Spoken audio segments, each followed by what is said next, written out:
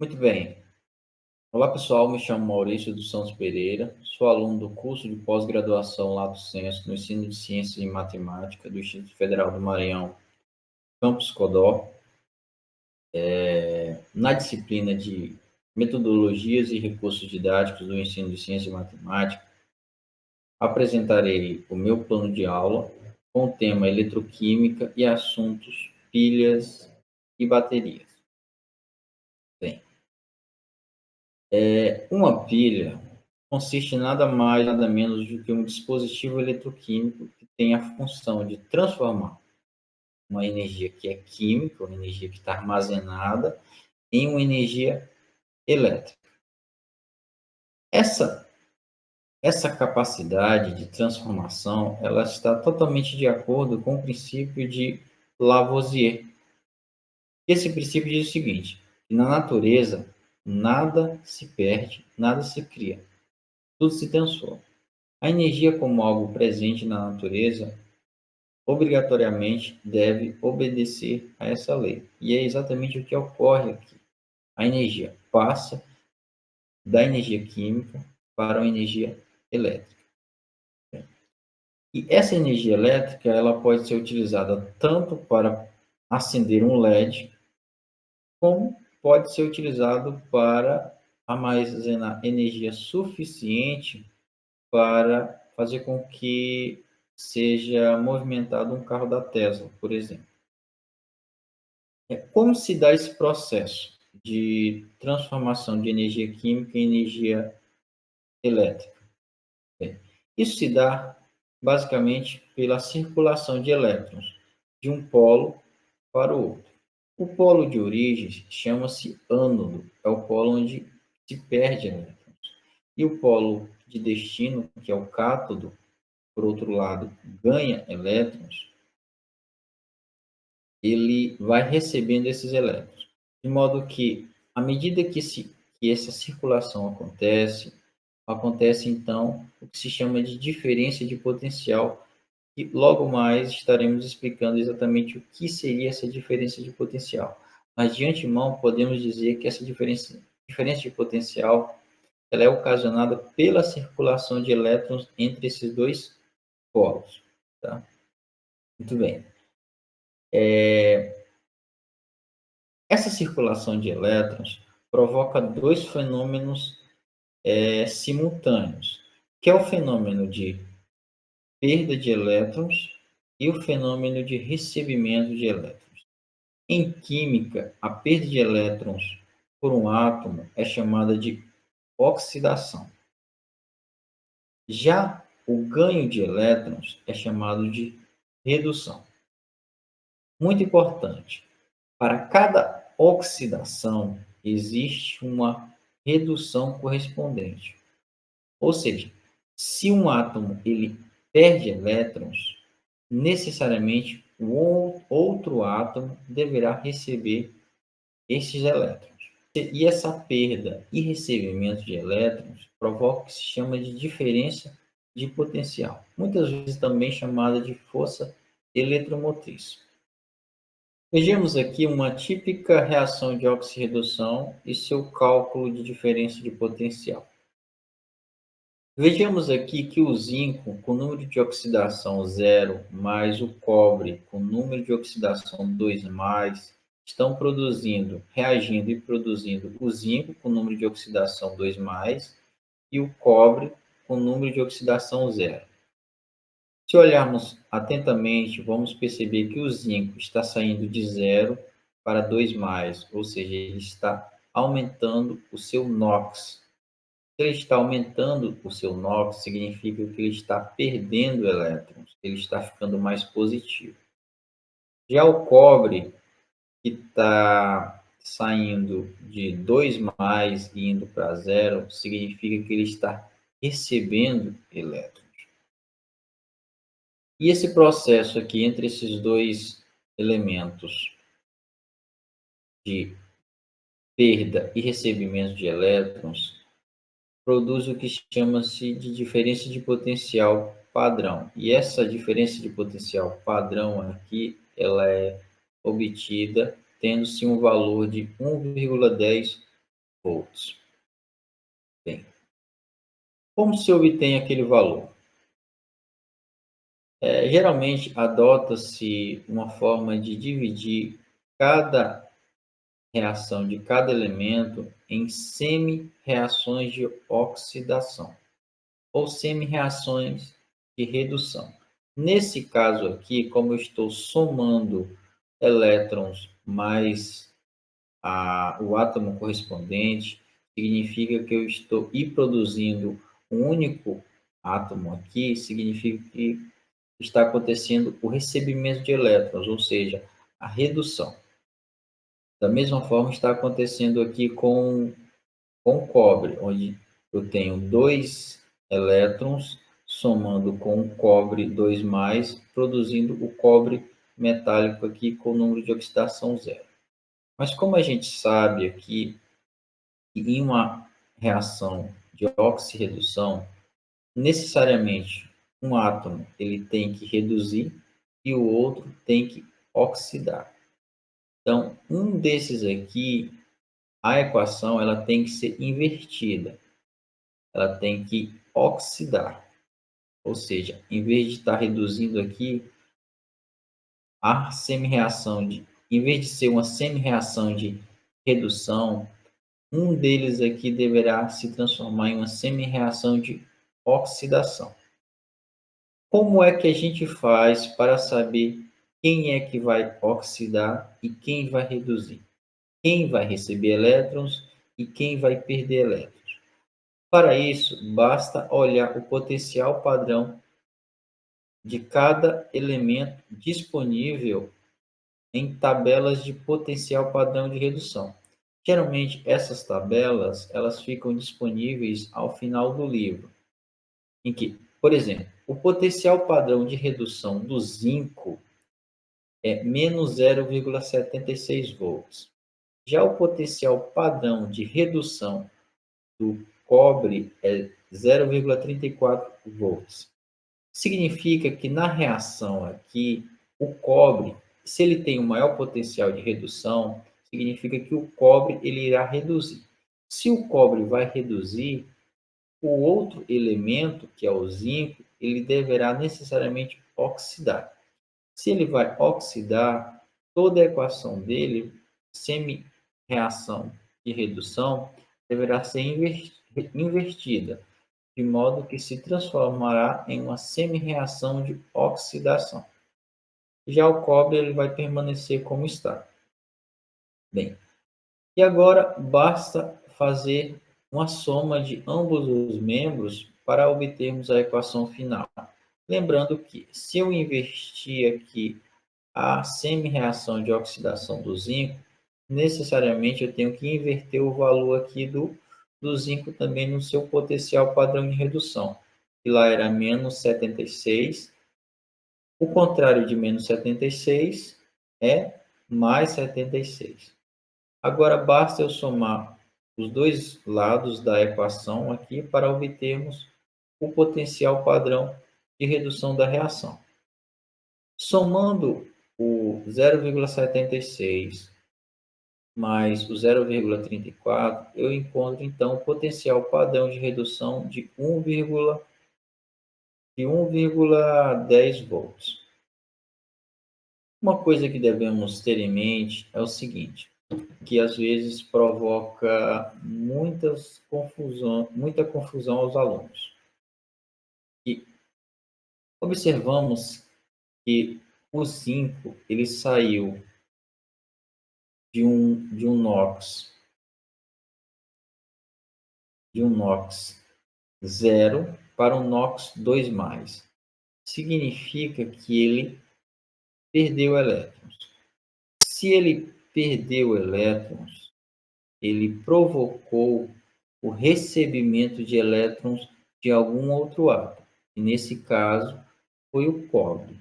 Se ele provocou o recebimento de elétrons, em outras palavras, se ele provocou a redução de um átomo, significa que ele é o agente redutor.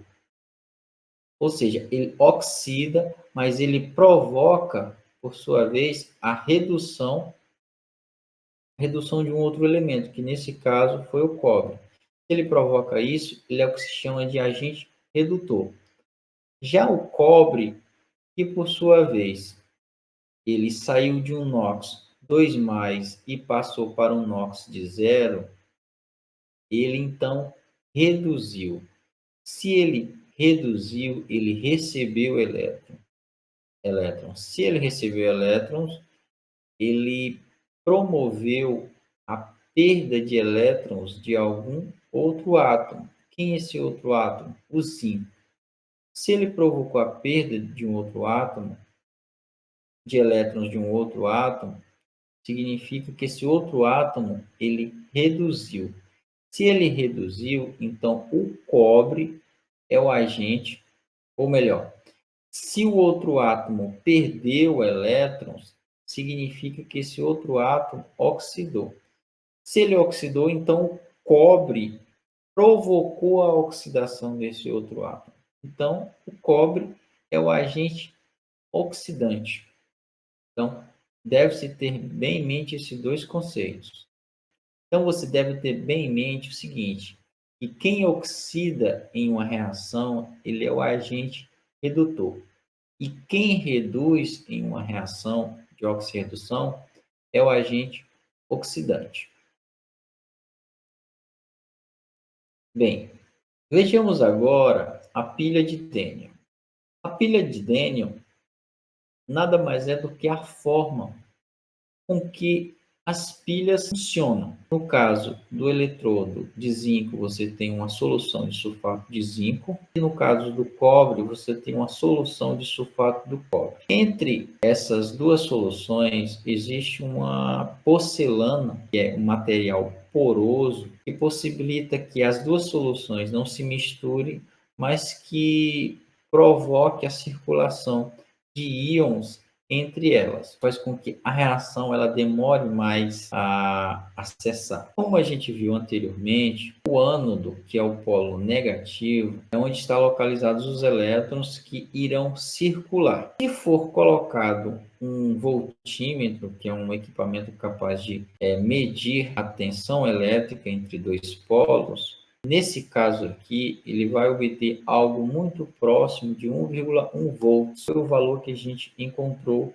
anteriormente. Lembrando que esse valor de 1,1 volts é um valor padrão, quando se adota em ambas as soluções de 1 mol por litro de solução aquosa aí, e adota também a temperatura de 25 graus Celsius e a 1 atmosfera. São condições normais de pressão e temperatura. À medida que essa reação ela se processa, acontece um fenômeno interessante, é o seguinte: o eletrodo de zinco ele vai se desgastando, enquanto que o eletrodo de cobre ele vai produzindo uma crosta, ele vai se acumulando. Isso ocorre devido à corrosão do zinco metálico, e já no cobre acontece a deposição. Vejamos agora os tipos de pilha. Bem, as pilhas elas são classificadas inicialmente em dois tipos. As primárias, que são pilhas não são recarregáveis. Após o seu uso, elas são direcionadas ao descarte, e esse descarte obrigatoriamente tem que estar descrito na embalagem do produto, porque ele não é um lixo doméstico, não pode ser descartado em qualquer local. E secundárias, que são pilhas recarregáveis, tá? Elas são recarregáveis até certo ponto, porque à medida que você vai usando, essa força de carregamento, ela vai perdendo, de modo a que chegar a um ponto de esse carregamento não ser mais eficaz e você vai ter que descartar essas pilhas. Pilhas, elas são classificadas ainda da seguinte forma: existem as pilhas comuns. Como é constituída uma pilha comum? Ela é constituída de um ânodo de zinco, que nós já sabemos que o ânodo é onde os elétrons, nós sabemos que o ânodo é o polo negativo, onde os elétrons irão sair. Existe um condutor de grafite e existe o cátodo, que nós sabemos que o cátodo geralmente é o cobre, né? E nesse cátodo contém aqui uma pasta contendo óxido de manganês. Essa é a pilha seca comum, essa pilha que nós normalmente usamos para em, nosso, em nossos controles remotos, em brinquedos de criança, enfim. Existem as pilhas alcalinas. A única diferença entre a pilha seca, ou também chamada de pilha comum ou pilha de Lancashire, é que na pilha alcalina existe, juntamente com a pasta contendo óxido de manganês, existe uma solução eletrolítica de KCl, que é cloreto de potássio. Ela faz com que a pilha armazene uma quantidade de energia maior e assim possa ser utilizada por mais tempo. Outras pilhas bem comuns no nosso dia a dia são as pilhas de lítio e iodo. Essa é um tipo de pilha alcalina capaz de produzir uma voltagem em torno de 2,5 volts e apresenta os seguintes componentes: o ânodo, que a gente sabe que é o polo negativo, formado por uma placa de lítio, e o cátodo, formado por um complexo de iodo. Necessariamente, o cátodo não precisa ser o cobre apenas, precisa ser qualquer outro metal, e metal ou não, no caso o iodo não é um metal, seja capaz de fornecer essa característica de seu polo positivo. Essa pilha é utilizada em aparelhos de marca-passo, por exemplo. Pilha de mercúrio e zinco. Bem, é uma pilha alcalina capaz de produzir uma voltagem aqui de 1,35 volts e apresenta os seguintes componentes. Bem, ela é formada também por uma placa de zinco, esse revestimento de zinco, e o cátodo é formado por uma pasta com óxido de mercúrio. Nem posso dizer que o mercúrio, nem posso dizer que essas pilhas, caso elas sejam abertas de modo indevido, elas poderão provocar problemas ambientais e até problemas de saúde para aquelas pessoas que fazem isso. O mercúrio é um elemento químico tóxico. Essa pilha ela é muito utilizada em relógios e calculadoras, por exemplo. Bem, se você tiver um relógio aí na sua casa, uma calculadora, você vai perceber que terá uma pilha dessa. E é exatamente a pilha de mercúrio e zinco. Bem, esses tipos de pilha, pessoal, eles não são lixo doméstico. Como eu falei, eles precisam ser descartados em locais em que sejam possíveis o armazenamento adequado, porque a contaminação do solo e lençóis freáticos são algumas consequências do descarte incorreto de pilhas e baterias usadas. Algumas dessas, compostas de metais pesados, como chumbo, mercúrio, níquel e cadmio, são capazes de causar doenças renais, cânceres e problemas relacionados ao sistema nervoso central. Tá? Então, muito cuidado para que... Então, muito cuidado no armazenamento desses itens. Bem, como forma de dinamizar a aula, nós separamos aqui alguns materiais alternativos. E nós temos um cobre, vai ser o fio, né? E também nós temos aqui o cobre, que vai ser o eletrodo, que é o polo positivo, e o zinco, que é o polo negativo. E temos os LEDs, né? E o limão, que vai nos fornecer a energia química necessária para a reação. O procedimento basicamente é você vai furar o limão colocando o eletrodo, faz isso para todos, logo após faz isso com os clipes. Depois que fizemos com os clipes, nós interligamos cada eletrodo com os fios. Faz isso para todos.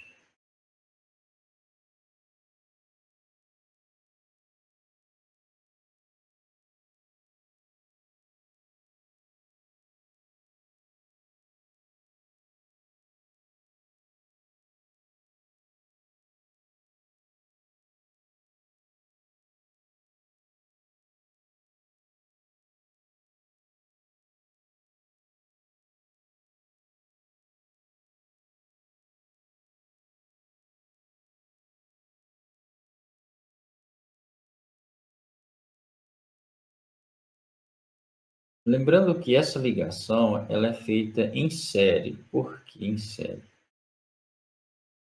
Um limão apenas não forneceria energia suficiente para ser capaz de acender só com um limão só.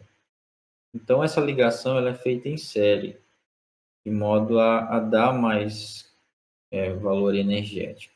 E essa ligação ela é feita da seguinte forma: você, você conecta um polo positivo no outro polo negativo, e assim sucessivamente, de modo a, no final, ter sempre uma perna de um fio no polo positivo e um fio com a perna do polo negativo e um polo positivo, né? Então, o teste foi feito. Lembre-se de, na hora de conectar o LED, de estar selecionando o polo correto. Se não funcionar da primeira vez, então tente mudar o polo. Veja que colocando, ele acende, mostrando que realmente é possível produzir uma energia interessante capaz de acender o LED. Então, como trabalho para casa, além da lista de exercício que será passado esse trabalho, alunos terão que gravar um pequeno vídeo montando esse esquemático aqui, montando o esquemático de uma pilha de Daniel com materiais alternativos, tudo bem? Lembrando que apenas um limão ele executa o papel de uma pilha. Já a ligação em série desses limões forma o que se chama de bateria, tá? Então, a única diferença entre pilha e bateria é exatamente a associação, está na associação. Uma bateria é nada mais, nada menos do que a união de várias pilhas ligadas entre si. Então, é basicamente isso, para deixar bem claro.